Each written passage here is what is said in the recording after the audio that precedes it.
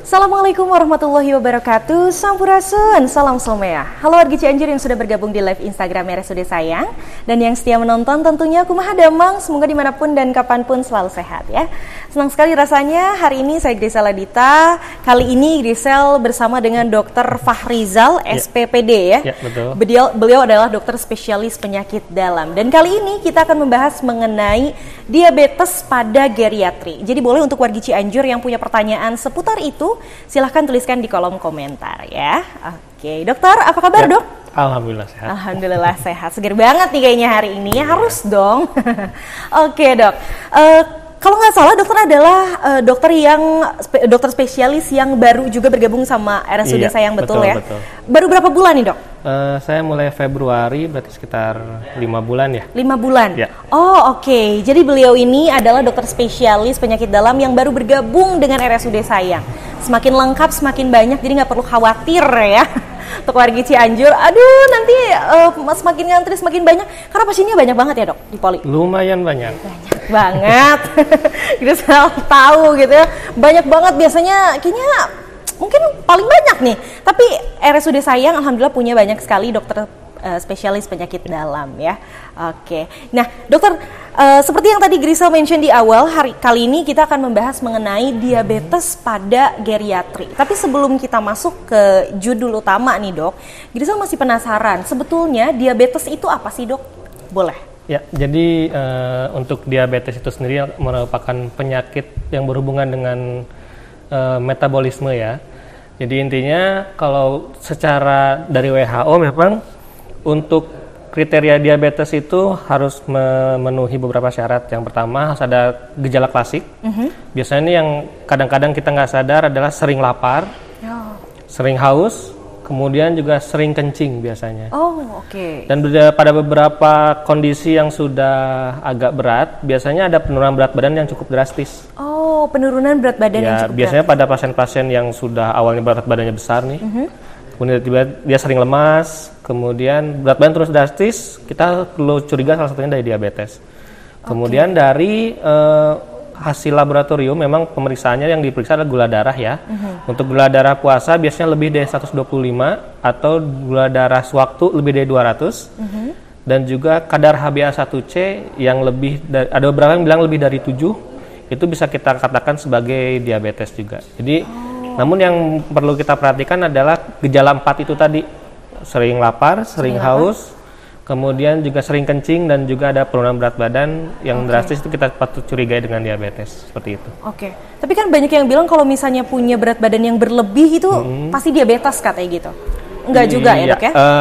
Berat badan berlebih itu menjadi salah satu faktor risiko untuk diabetes.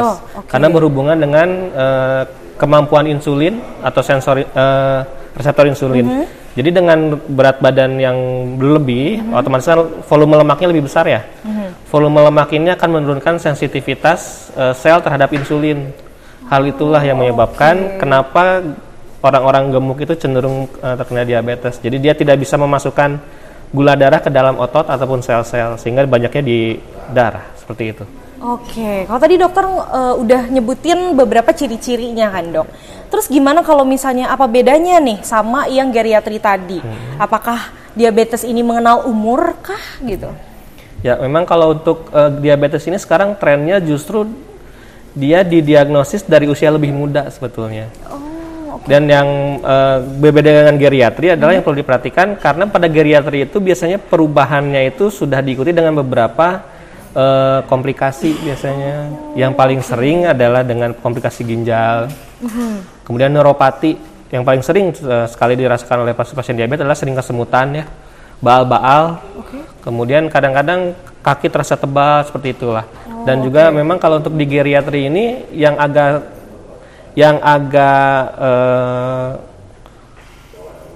berbedanya adalah pada geriatri ini kalau misalkan kita memberikan terapi diabetes, kemudian pasiennya ini cenderung badannya itu tidak akan memberikan kompensasi yang sama ketika muda. Jadi misalkan kita berikan dosis obat 500 mg misalkan ya, pada usia muda mungkin dia akan 500 mg itu akan memiliki respon yang sama. Namun pada geriatri itu akan berbeda. Biasanya dia cenderung untuk hipo gitu. Jadi ada beberapa obat pilihan yang tidak bisa diberikan kepada geriatri. Jadi misalkan pada pasien-pasien yang dulunya biasa menggunakan glibenclamid contohnya, itu kan dia glibenclamid ini memiliki efek yang cukup lama. Nah, kalau pada geriatri sebaiknya tidak diberikan karena akan memberikan efek hipoglikemik. Karena kan pada geriatri juga istilahnya gini, ketika dia diabetes diberikan obat stabil nih, tapi ketika geriatri itu dia akan cenderung makannya akan lebih sulit. Biasanya kan ada sering mah ya, mual, muntah, jadi makannya nggak nafsu gitu. Tapi obat tetap dikasih, nah itu yang beresiko untuk jadi hipoglikemik gitu. Makanya kalau misalkan untuk geriatri, pilihan obatnya kita harus lebih hati-hati memang. Harus lebih hati-hati untuk pemilihan obatnya. Kemudian juga yang paling penting adalah pola hidup dan pola makan. Nah, itu dia. Itu yang paling penting. Oke. Tapi diabetes ini tuh bisa sembuh nggak sih, Dok? Ya, kalau diabetes ini sayangnya dia tidak bisa sembuh tapi bisa dikendalikan. Oh, oke. Itu Kuncinya adalah bisa dikendalikan. Iya, betul. Oke, dengan cara? Pertama, yang paling penting adalah lifestyle-nya harus seperti apa. Oke. Yang pertama yang tentu yang paling gampang adalah aktivitas.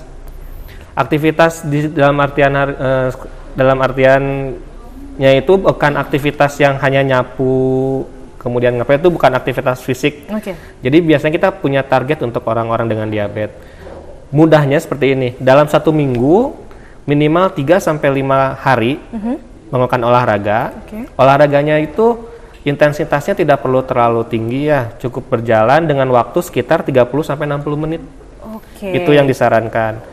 Dan lebih disarankan lagi kalau misalkan kita pengen tahu dosis seperti apa gitu ya, coba berjalan, tapi tidak jogging ya, jadi jalan cepat. Ketika kita tidak bisa ngobrol ketika jalan itu, berarti itu sudah cukup dosisnya. Jadi bukan jalan santai yang sambil ngobrol, kemudian sambil jajan di pinggir jalan, itu jangan. Itu gerisel ya. Dok. Jadi jalan, kemudian betul-betul fokus selama 30-60 menit. Dalam waktu seminggu itu 3-5 hari. Seperti 3-5 hari harus olahraga ya. Disempatkan saja. Iya, harus dong. Harus sempat dong. Karena tadi kata dokter juga nggak lama kok sebetulnya ya. Hanya 30-60 menit saja. Masa sih nggak punya waktu untuk olahraga sedikit gitu ya. Oke. Kemudian apa lagi, Dok? Kemudian yang kedua adalah makan makanan. Nah, ini yang kadang-kadang kita memang agak sulit ya menjaga pola makannya. Yang pertama, makan harus teratur. Kemudian untuk waktunya, biasanya pada orang geriatri itu dia berhubungan dengan pengosongan lambung yang lebih lama. Kemudian dia lebih cepat kenyang biasanya. Jadi tidak bisa dengan porsi-porsi yang banyak. Jadi biasanya kalau saya membagi ke pasien saya itu selalu membagi 3 waktu makan utama dan 2 kali snack. Biasanya makan pagi nih, jam 7. Kemudian nanti jam 10 makan lagi. Kemudian jam 1. Jam 3 atau jam 4, dan terakhir itu kalau bisa diusahakan jangan lebih dari jam 7 malam. Nggak boleh lebih dari jam 7 malam. Kenapa tuh, Dok? Karena pertama begini, kalau misalkan pengosongan lambung itu kan 2 jam ya, normalnya. Tapi pada geriatri biasanya dia akan lebih lama. Nah, biasanya kalau misalkan udah lebih lama begitu, nanti malam-malam, tengah malam, kemungkinan dia bisa tidak enak perut biasanya, susah tidur. Akibatnya nanti malam-malamnya jadi begadang gitu ya. Kemudian ketika sudah tidur akan mudah terbangun. Kemudian juga ada peluang untuk reflux nanti biasanya dikena mah lagi seperti itu. Jadi memang jam makan harus perlu ditentukan, dan porsinya memang nggak bisa langsung banyak kalau pada geriatri. Jadi misalkan kita 1 sendok nih, 1 sendok nasi ya. Kemudian ditambah dengan yang lain. Kalau pada orang yang lebih muda sih mungkin bisa langsung makan ya. Tapi pada geriatri biasanya dia porsinya akan lebih sedikit. Misalnya setengah dari porsi yang biasa. Namun dibagi memang porsinya, misalkan dalam makan yang pertama itu habis hanya sekitar setengah porsi gitu ya. Ya sudah, di stop dulu, jangan dipaksakan gitu. Tapi nanti 2 jam kemudian dicoba dimakan lagi. Jadi memang yang penting itu pola makannya itu memang tidak bisa langsung banyak. Memang harus sedikit-sedikit porsinya dan lebih diseringkan. Kemudian yang paling penting itu tadi pemilihan makanannya yang juga penting. Kemudian ada, saya sering mendengar, Dok, katanya nasi panas, nasi dingin. Sebetulnya masalah nasi panas, nasi dingin ini masih kontroversi ya. Ternyata masih kontroversi sampai detik ini. Betul. Dan memang ada penelitian yang membicarakan bahwa lebih ya kalau dingin pun biasanya dimasukin ke kulkas dulu kemudian dipanasin lagi. Nah, seperti itu kan kalau prakteknya agak ribet ya. Kalau saya bilang ke pasien mau masih panas atau nasi dingin, yang penting porsinya tidak boleh terlalu banyak. Nah, itu sebetulnya kuncinya ya, Dok ya, ternyata. Yang harus diperbanyak itu justru protein dan juga sayur-sayuran. Nah. Dan sebetulnya yang kalau misalkan gula itu kan dari karbohidrat ya, itu yang harus kita kurangin. Proteinnya yang lebih banyak. Nanti proteinnya memang memiliki sebagai apa? Selain sebagai zat pembentuk ya untuk otot, kemudian juga untuk perbaikan sel gitu ya. Dia juga ada efek misalnya membuat kenyang lebih lama. Jadi dia nggak akan gerasakan gerusukan malam-malam tiba-tiba pengen lapar, pengen ngemil ini itu. Nah, itu salah satu caranya untuk pola makan pada diabetes seperti itu. Oke, ternyata pola makannya seperti itu ya, nggak boleh banyak-banyak tapi sering, gitu Dok. Oke. Pada geriatri ya? Pada geriatri, geriatri. Oke. Nanti beda lagi treatmentnya sama yang ya kalau untuk yang dewasa muda itu memang akan berbeda pola makannya. Karena kalau pada dewasa muda kan dia lebih toleransi terhadap makannya lebih bagus ya, terutama saluran pencernaan. Sedangkan pada geriatri itu tadi saya bilang dia cenderung pengosongan lambungnya lebih lama, kemudian juga ada masalah dispepsi, masalah MAH biasanya. Kemudian ya itu tadi masalah kalau misalkan makannya jelek hanya 3 kali tapi porsinya sedikit, dikasih obat nanti takutnya bisa drop. Nah, hipoglikemik itu yang berbahaya, bisa tidak sadar nanti. Itu berbahaya. Selain itu kan namanya juga geriatri ya. Kita juga pernah bahas nih sindrom geriatri. Salah satunya itu perubahan mood yang luar biasa. Betul. Nah, itu kan kalau misalnya udah nggak mau makan gitu, nggak mau makan. Mungkin ini juga harus adanya dukungan dari lingkungan sekitar gitu. Termasuk juga soal makan ini karena ini penting banget tadi kata dokter. Kalau misalnya makannya sedikit gitu dengan dengan intensitas makanan yang makan yang sedikit juga gitu ya, nanti kan bahaya juga gitu kan. Betul. Pasti ada efek sampingnya. Oke Dok, tapi kalau misalnya yang punya diabetes itu bukan berarti nggak makan gula kan Dok? Nggak, justru itu memang gula boleh, tapi memang harus dibatasi. Nah, jadi kalau untuk pada geriatri sebaiknya sih memang untuk minum-minuman manis seperti itu sih sudah sangat disarankan untuk tidak diminum. Untuk tidak diminum, minum minuman manis ya? Terutama yang botol-botol ya, kayak teh-teh itu ya. Kemudian soda. Oh, soda udah nggak boleh. Sebaiknya tidak diminum karena pertama selain gulanya cukup tinggi, dia juga kan memang agak ke lambung agak sedikit nyeri biasanya untuk pasien-pasien geriatri. Kemudian kalau gula pilihannya kalau memang ingin manis memang pilihannya kan gula rendah kalori ya. Cuman memang beberapa pasien itu komplain rasanya tidak enak gitu ya. Jadi memang kalau diabetes ini kuncinya adalah pengendalian diri gitu. Jadi untuk gula itu sendiri kalau saya sih selalu bilang ke pasien takaran kalau mau bikin sesuatu yang manis itu tidak boleh lebih dari 1 atau 2 sendok teh. Hanya itu aja. Iya. Dan itu hanya sehari sekali. Biasanya kan kalau udah lansia ya, aduh pengen teh manis gitu ya. Gulanya nggak usah terlalu banyak gitu. Karena kalau misalkan jadi gini, kita agak sulitnya untuk geriatri itu adalah kita harus melihat mood pasiennya juga. Kalau segala kita larang, pasiennya akan bingung nih, ujung-ujungnya nggak mau makan. Ini yang nggak bagus gitu. Itu dia. Jadi untuk yang punya geriatri dengan diabetes, memang kita harus pintar-pintar nih membujuk pasiennya gitu ya.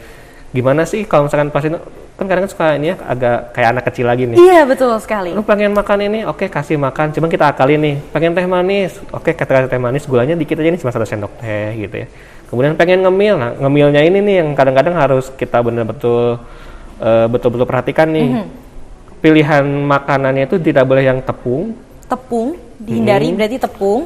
Kerupuk-kerupukan itu kan tepung juga tuh. Oh oke. Kerupuk-kerupukan ternyata ya. Kue-kuehan nih kayak ya kue-kuehan gitulah ya. Kue-kuehan lebaran gitu. Lebaran tuh udah gulanya tuh tinggi sekali, biasanya dari tepungnya justru ya.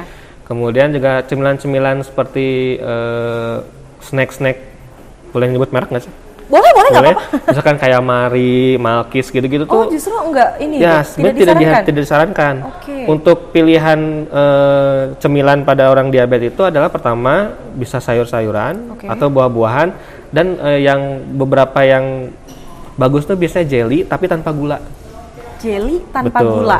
misalkan Nutrijel nih ya, beli Nutrijel yang nggak usah kasih gula, tapi dia biasanya agak lumayan mengenyangkan dia. Oh, oke. Gitu. Paling pilihannya itu seperti itu sih kalau untuk makanan cemilan-cemilan tuh. Cemilan ya. Kalau misalnya minuman, berarti minuman kemasan gitu udah nggak bisa ya? Sebaiknya sih tidak diberikan ya kalau untuk minuman kemasan. Mungkin ya lebih diberi penjelasan lagi aja kali ya, nggak boleh kalau ya, nanti diliatin aja ini video ini akan sangat bermanfaat. Jadi nanti silahkan langsung saja kirimkan, walaupun sekarang kan walaupun udah usia lanjut sekarang masih pada punya gadget kan, jadi tinggal klik langsung dengerin aja. Ini sangat penting banget soalnya, informatif sekali. Selain tadi berarti dok soal pola hidup tadi, olahraga, kemudian makan, ada lagi nggak sih dok untuk cara pengobatannya? Ya memang pilarnya sih 3 itu ya, obat sama pola hidup. Kemudian juga yang terpenting adalah support dari keluarga sih itu. Nah itu tadi. Jadi terkadang kita untuk memberikan, ini banyak kasus yang kita takutkan itu adalah banyak kasus hipoglikemik ya, yang sampai tidak sadar karena gulanya terlalu rendah. Itu biasanya karena pasien terbiasa minum obat, kadang-kadang dia nggak tahu nih obatnya apa. Jadi memang betul-betul kalau untuk geriatri harus didampingi gitu untuk pemberian obatnya. Jadi memang agak lebih kompleks ya kalau geriatri. Mungkin dulu juga pernah dibahas juga ya untuk masalah sindroma geriatri ini. Iya. Jadi memang support keluarga, kemudian juga perhatian kepada pasien geriatri itu bisa dibilang sih nomor 1 ya. Dan ekstra banget, iya. ekstra kayaknya gitu kali ya. Iya betul. Oke, dokter sudah ada beberapa pertanyaan yang masuk. Tapi tadi Grisel keingetan gini. Tadi kan kata dokter bagusnya sih sayuran, tapi sekarang kan ada sayuran yang kemudian sudah dikeringkan dan jadi cemilan, dok. Nah itu tuh boleh nggak sih, dok? Kalau misalkan dia berbentuk tepung atau goreng-gorengan, tidak disarankan. Memang paling baik tuh sayuran segar ya. Oh segar tuh harus. Kalau misalkan ya mau sekarang salad gampang ya. Salad ya. Kemudian juga wortel, tomat. Ada yang bilang tomat tuh sayuran, ada yang bilang buah-buahan ya. Jadi apa ya? Iya udah terserah Anda. Jadi sebaiknya memang yang segar sih, karena dia ada efek kenyang biasanya. Kalau yang kering-kering itu kan dia udah garamnya lebih tinggi, kemudian ada yang digoreng juga, ada yang kadang-kadang kena tepung juga. Sebaiknya sih dihindari sih. Enggak ya. Oke. Dokter Grisel akan bacakan satu persatu pertanyaan yang sudah masuk. Yang pertama ada dari Bapak Abu Nazia. Selamat pagi dokter. Apa saja faktor resiko paling tinggi yang memengaruhi kemungkinan seseorang terkena diabetes? Oke, untuk faktor resikonya itu ada faktor yang modifiable sama non-modifiable. Non-modifiable itu jadi tidak bisa diapa-apain gitu ya. Yang pertama adalah faktor genetik yang paling sering. Jadi diabetes itu genetik, dok? Ya, ada faktor genetiknya. Jadi misalkan ada orang tua, kakak, adik itu terkena diabetes, dia akan meningkatkan resiko terkena diabetes. Yang kedua adalah faktor modifiable ya, berarti bisa dimodifikasi nih, bisa disesuaikan. Modifiable itu adalah berat badan, itu biasanya BMI di atas 25, atau indeks massa tubuh di atas 25, atau gampangnya gini deh, dari tinggi badan, misalkan 150, ambil belakangnya 50 nih, ditambah 15-20 kilo. Kalau misalkan berat badannya segituan nih, misalkan tinggi 150, berat badannya 65-70 kilo, berarti itu salah satu faktor resiko untuk diabetes. Intinya obesitas tuh meningkatkan resiko untuk diabetes. Kemudian faktor resiko yang lain adalah sedentary lifestyle, jadi gaya hidup yang nggak ngapa-ngapain. Misalkan dia cuma datang ke kantor, nulis, dia makan, tidur. Nah ini salah satu faktor resiko untuk terjadinya diabetes. Oke, jangan mager berarti. Iya betul. Kuncinya nggak boleh mager ya. Ayo Grisel bangun, ini berat badan udah makin. Ya, main handphone, terus tidur lagi. Nah itu salah abis satu. Makan tidur tuh nggak boleh kan dok? Nggak boleh. Kayak gitu. Ada lagi dok? Itu sih faktor resiko yang paling besar ya. Yang tadi gaya hidup sama berat badan misalnya. Ya pola makan juga pasti lah ya. Cuman kalau pola makan yang takarannya seperti apa kan memang masing-masing orang tuh berbeda berbeda sensitivitas terhadap insulinnya gitu. Jadi tidak bisa disamakan. Memang pola makan yang baik juga sangat disarankan sih. Kebetulan di RSUD Sayang juga ini udah ada poligizi nih. Jadi pasien-pasien geriatri biasanya kalau saya di poli saya selalu kolaborasi dengan dokter gizi. Karena kan kadang-kadang bingung ya pasien tuh. Katanya nggak boleh ini, nggak boleh itu, nggak boleh ini, nggak boleh itu. Nanti ujung-ujungnya bingung makan, nggak makan, jadi bahaya. Drop lagi gitu. Jadi memang yang terpenting pola makannya harus dijaga betul gitu. Nanti mungkin kalau misalkan ada teman-teman atau pasien-pasien yang berobat ke penyakit dalam dan perlu edukasi gizi, mungkin nanti kita akan coba kolaborasi lagi dengan bagian gizi gitu, seperti itu. Ya. Ya. Oke. Ada lagi dok, pertanyaan yang masuk dari Ibu Puspita Puspa. Selamat pagi dok, izin bertanya, bagaimana ciri khas atau gejala orang tua antara yang diabetes dengan hipoglikemi? Oh ya, ya kalau hipoglikemik ini biasanya paling terlihat adalah bisa penurunan kesadaran. Dia pasiennya cenderung ngantuk, terus dipanggil-panggil kadang-kadang nggak bangun.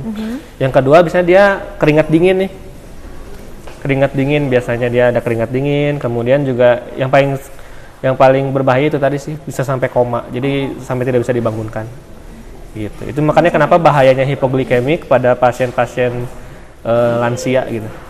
Jadi memang kita harus waspada kalau misalkan pasien lansia dia terlihat cenderung mengantuk ya, terusan keringetan gitu ya. Kemudian bisa ada mual juga. Ya itu kita harus curigai itu ada hipoglikemik. Jadi terus kadang-kadang ya kata orang Sunda mah ngegeter teh apa ya? Kayak gemeter. Oh, tremor. Ya, jadi ngegetar gitu ya pasiennya tuh kok kayak lemas gitu. Ini kita harus curiga juga hipoglikemik gitu.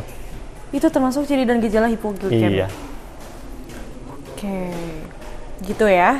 Tadi ciri dan gejalanya. Oke. Ada dari Bapak Hermwan _82. Maaf Kak, bagaimana ya treatment mandiri yang paling efektif untuk pasien saraf kejepit? Oke, kalau saraf kejepit mungkin itu ranahnya di ini ya, ranahnya di neurologi atau di rehab medik. Cuman memang kalau misalkan untuk saraf kejepit harus dilihat dulu kasusnya seperti apa. Apakah ada hubungan dengan fraktur tulang belakang atau hanya ada kelainan struktural ada bantalan tulang belakang yang menonjol, terus dilihat terlebih dahulu. Jadi memang harus didiagnosis lebih lanjut gitu. Dan memang kalau yang paling mudah treatment mandirinya yang paling aman adalah olahraga berenang sih. Oh, olahraga berenang. Iya, karena dia kan nggak akan membebani ke tulang belakangnya, tapi dia akan menguatkan otot gitu. Itu mungkin untuk treatment mandiri untuk pasien-pasien yang jadi tulang belakang.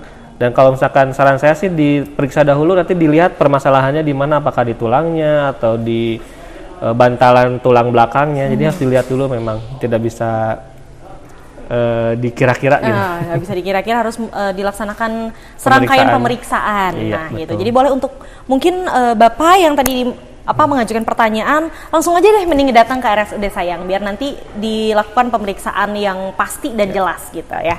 Mau dibawa kemana nih biar sembuh. Oke dok, kalau misalnya tadi ngomongin soal olahraga gitu ya, selain tadi jalan kaki, jalan cepat itu, olahraga apa lagi nih yang disarankan? Atau mungkin aktivitas yang boleh dan tidak boleh dilakukan? Sebetulnya untuk aktivitas selama dia tidak ada handicap atau tidak ada penyulit sih itu tidak ada larangan ya.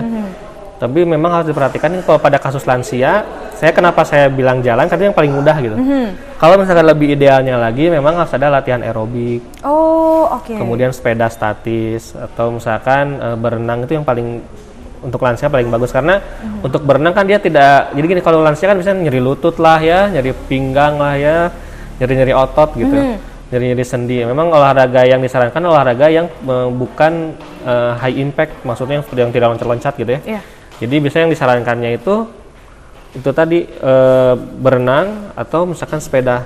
Tapi kalau misalkan pasien yang tidak ada halangan nih, pasiennya aktif gitu ya, mau olahraga apapun silakan. Boleh ya. Yang penting harus bergerak. Gitu itu bergerak. Dengan intensitas 30 sampai 60 menit. Nah, itu dia tadi. Cukup, nggak usah terlalu lama. Cukup, nggak perlu terlalu lama. Sekali lagi ya, kuncinya adalah nggak boleh mager. Nah, itu sangat bahaya banget loh. Mager bisa menyebabkan tadi ya, salah satu faktor resiko. Oke. Jadi kalau misalnya untuk pasien diabetes itu, kita ulangi lagi, boleh nyemil ya dok? Nyemil tapi dengan syarat. Nyemilnya hanya buah dan sayur. Buah dan Tidak sayur. boleh yang ya gitu lah, kue-kuehan nih jangan deh. Karena saya sering nanya pasien ya, dok saya makannya sudah dikurangin dok. Saya tanya lagi, ibu Nyemil kalau nggak? jam 10 ngemil nggak? Ngemil, dok. Ngemil apa itu? Kue lebaran. Oh ya udah sama aja. Kalau dihitung-hitung kalori sama gulanya ya mungkin lebih tinggi kue-kue lebaran itu gitu. Itu kan dia kan ada kuning telurnya, kemudian juga ada tepung-tepungannya, ada gulanya. Jadi itu yang kadang-kadang kita nggak sadar, kenyang enggak, tapi gulanya malah naik. Nah, itu tadi. Idealnya tuh berapa kali sekali sih dok untuk melakukan pemeriksaan gula darah? Ya memang kalau untuk di rumah sakit ini kita sarankan 1 bulan sekali. Cuman memang kalau untuk kasus-kasus yang stabil ya 1 bulan sekali. Jadi kalau misalkan kasus-kasus awal baru didiagnosis, biasanya 1 minggu sekali cukup sih. Misalkan bapak-bapak ibu-ibu misalkan punya nih di rumah alat gula darah, dicek aja seminggu sekali. Nggak perlu tiap hari ya. Oh nggak perlu tiap hari, jadi seminggu sekali juga boleh ya karena dok? kan kasihan juga ditojos-tojos Ya terus. kasihan atuh ya, sakit, ada jarum takut.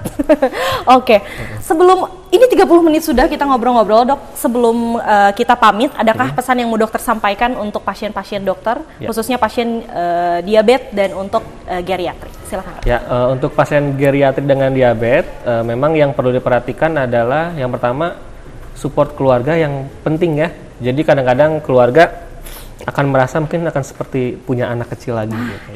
Jadi jangan pernah kalau sama orang tua tuh jangan hitungan ya.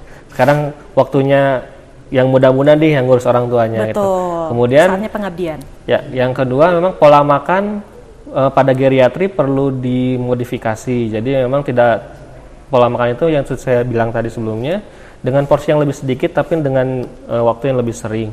Kemudian juga untuk ngemil-ngemilnya itu harus benar-benar dipilih yang hanya 2 lah, hanya sayur dan buah, jangan diberikan lagi seperti kue-kuean tuh udah nggak boleh ya.